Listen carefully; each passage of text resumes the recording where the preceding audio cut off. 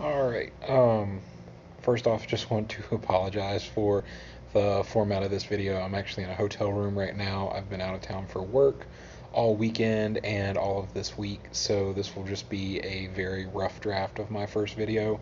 I'm planning on reshooting this and polishing that for the final draft after I get back home later this week. For now, though, I'll just go ahead and do this, do the best with what I've got, and go on from there. So, for my initial teaching philosophy regarding media and technology, my approach to media in the classroom is very much focused on what technology is important for use in the real world.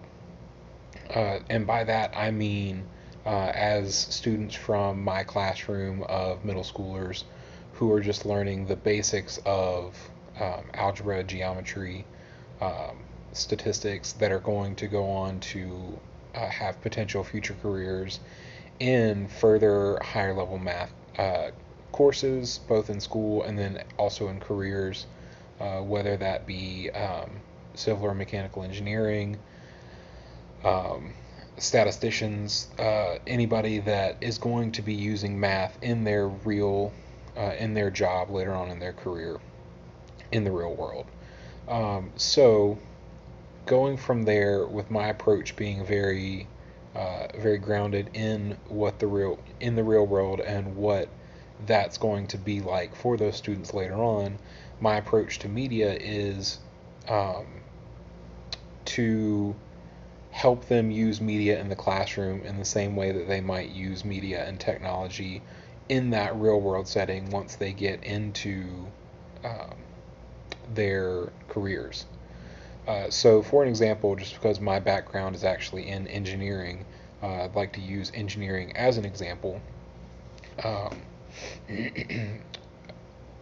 um, as an engineer, I think it's important that we note and we tell our students that you're virtually never going to be responsible for figuring out the math behind any engineering uh, project completely on your own.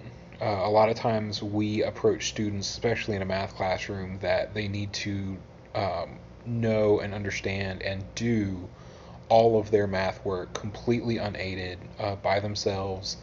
They need to memorize formulas. They need to know how to make complex calculations. And obviously, it's important for them to understand how to do math and to show how they go from one step to another. But personally, I believe that it's really important for students to uh, be able to use technology in the same way that a real life engineer would also use technology.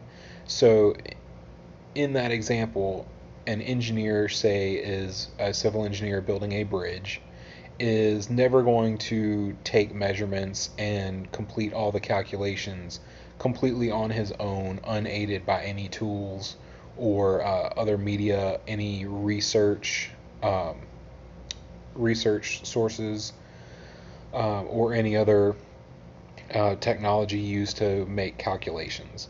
That engineer is going to research every formula that he needs to make sure everything is perfectly right. He's going to be using calculators and computers to design all of the schematics that he needs to build that bridge. And he's going to double and triple check his work with other engineers and with those calculators and computers. He's never going to be responsible for doing everything completely on his own.